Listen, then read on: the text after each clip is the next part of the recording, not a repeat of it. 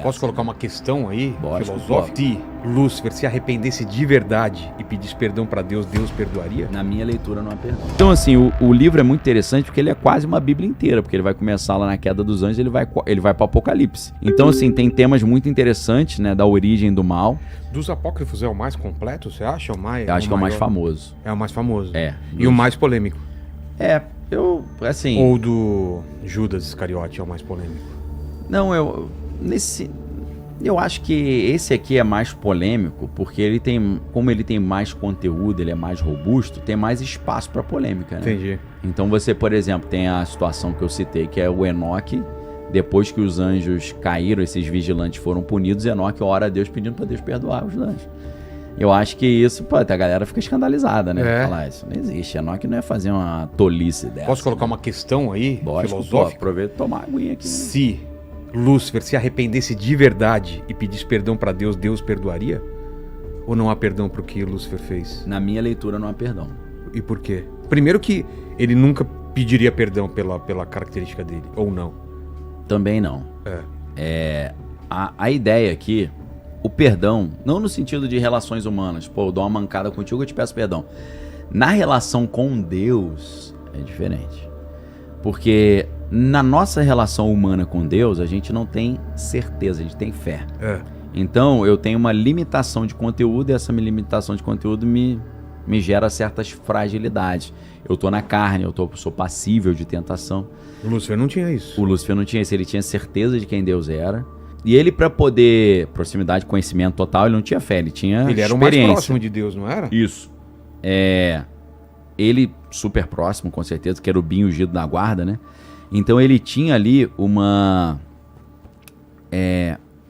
ele tinha uma situação que, para ele sair desse lugar, ele teve que se reprogramar, entendeu? Ele teve que, como quebrar se fosse... uma coisa muito forte. Perverter o código dele. Tá. Ele tinha um código tão forte de obediência. É uma inteligência artificial que está reescrevendo suas próprias regras. Entendi. Então ele fez um esforço muito grande. Ele teve que fazer uma série de artifícios. E não foi só isso, né? Não foi só Desde isso. então, no mundo, ele vem só criando problemas. Só gerando problema, mas assim, tudo funcionando debaixo da vontade de Deus, né? Daquilo que na teologia se chama vontade permissiva de Deus. Isso é uma coisa que é difícil de entender também, difícil. Porque Deus permite o Lúcifer agir no mundo. Agir, né? O sofrimento das crianças, o sofrimento dos inocentes, né? A existência do inferno. A história de Jó, né? A história de Jó, né? Você vê que é muito interessante, né, citar a história de Jó. Por quê? Porque a Bíblia diz que os anjos foram se apresentar a Deus e Lúcifer foi também. E aí Deus chega para Lúcifer, e fala assim, aí, ou Lúcifer não, que naquela época já é Satanás, né, que fala na Bíblia, porque Lúcifer é uma palavra em latim. Então a gente está falando o livro de Jó. O livro de Jó é considerado o livro mais antigo da Bíblia, antes até do Gênesis. Tá brincando? Não sabia o livro mais antigo, que existiria há mais tempo. Entendi. Então, no livro de Jó, a gente está falando de um universo completamente hebraico, então não existe Lúcifer, né? Lúcifer é a tradução em latim que Jerônimo, né, o São Jerônimo fez. É uma tradução que vem de Isaías 14, quando fala, ó, como caíste do céu, estrela da manhã, filha da alva, tu que debilitavas as nações. Então, quando Isaías, escrevendo em hebraico, chama Lúcifer de estrela da alva, em hebraico é Hillel ben Shachar, né, que é a brilhante estrela, filha da alva, né? A estrela, filha da manhã, né? Ben Shachar é filho da manhã, Hillel é o brilhante, né? Hillel é uma palavra interessante que vai dar origem a aleluia, né? Aleluia. Porque Hillel é glória, brilho. Halal é você colocar brilho e colocar glória. Halelu é louvemos. E Haleluia é louvemos a Iá, que é o apelido de Deus, né? Entendi. Então, esse ser na Bíblia é chamado de Hillel. O que dizem que é Samael, que é o Lúcifer, né? Então Hillel é o cara brilhoso, que tem glória. E aí ele perde essa glória e quer que os seres humanos deem a ele a glória e não a Deus, né? Apesar de que a Bíblia fala que só a Deus é toda a honra e toda a glória. Então, essa expressão hebraica, Hillel ben Shachar, ela é traduzida em grego como fósforos. Então o nome grego de Lúcifer é fósforo. Então cuidado com o fósforo, hein? É? Fósforo. O portador da luz, alguma coisa Portador, assim? Phos é a luz em grego, né? E Foro é o transportador, né? E aí, Fiat Lux. Fiat Lux, né? Haja luz, né? E aí, em latim, o fósforo vira lute. Em vez de ser Phos, é lute. E o fer fica parecido, né? Que é fósforo. Lucifer. Lucifer é o transportador da luz. Tá. Portador da luz. Que em hebraico é Hillel, né? Que é o brilhoso. E o lance da estrela da manhã? Então, os dois são chamados de estrela da manhã, né? Jesus e Lúcifer. Jesus também.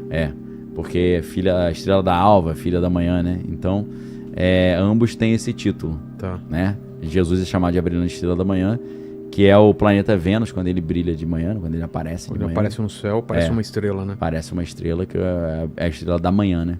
Então Lúcifer recebe esse título também.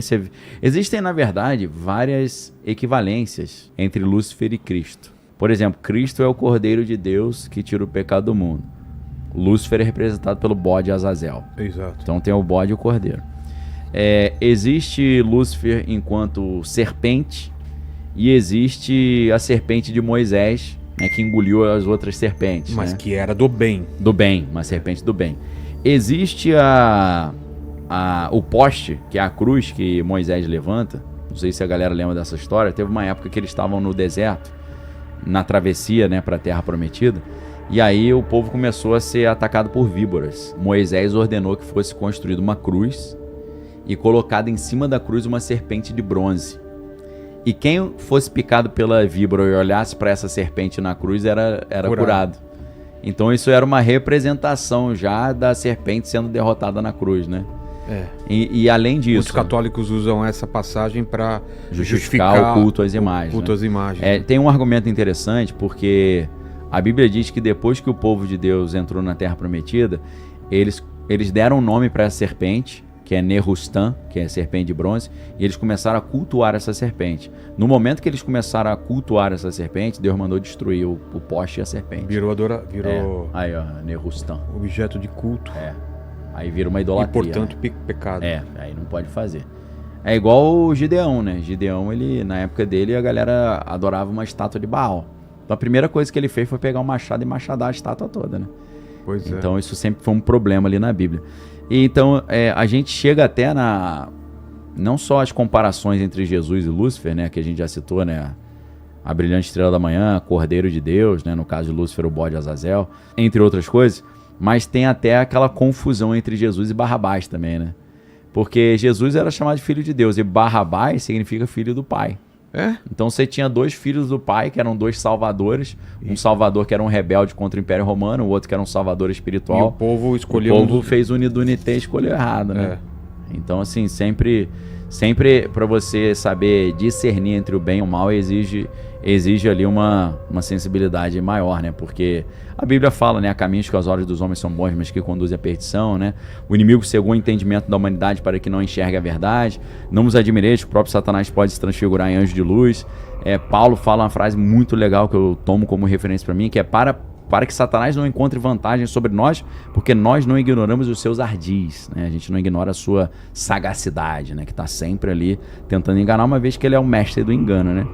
Então, esse livro de Enoque ele tem vários temas legais, né? Fala do juízo final, fala até uma espécie de justiça social. Talvez isso tenha dado um pouco de problema naquela época, né? Porque depois do Concílio Vaticano II, a igreja começou a falar sobre mais questões sociais e tal, nos anos 60, mas nesse livro, claramente, é um tema que está na Bíblia, né? Isso é explícito, mas no livro de Enoque também Deus defende os pobres e humildes contra os ricos opressores. Então tem esse negócio Claro que Jesus também fala que é mais fácil o camelo entrar no buraco da agulha do que o rico entrar no céu e tal, né? Fala pro jovem rico, né? Larga tudo que você tem e me segue. Aí ele foi embora triste porque era dono de muitas posses. Vai falar sobre... No livro de Enoque tem um verdadeiro estudo de angelologia, que é o estudo dos anjos, que ele vai falar sobre as hierarquias angelicais, as funções de cada anjo, né? Vai mostrar essa queda. Pois coloca essa hierarquia dos anjos aí. Hierarquia angelical. A melhor de todos para mim é de Moisés Maimônides. Se quiser procurar, hierarquia angelical do Moisés Maimônides, que é uma hierarquia angelical judaica, não é cristã, mas eu acho que é mais completa, porque vai aparecer coisa que a gente não imagina que existe em termos de anjo, né? Ezequiel fala, eu vi rodas dentro de rodas. Aí você fala, cara, isso não é um anjo, pode até ser um OVNI, né? Mas anjo não, mas aí na angelologia do Moisés Maimônides é uma categoria angelical chamada Ofanim, que são as rodas, né, em hebraico. Por exemplo, na hierarquia de Maimônides tem uma categoria chamada Ishim. Ishim vem da palavra Ish em hebraico, que significa homem. Então seriam os semelhantes a homens. São aqueles anjos que a Bíblia fala assim, muitos sem saberem receberam anjos em suas casas. Porque parecia uma pessoa normal, né?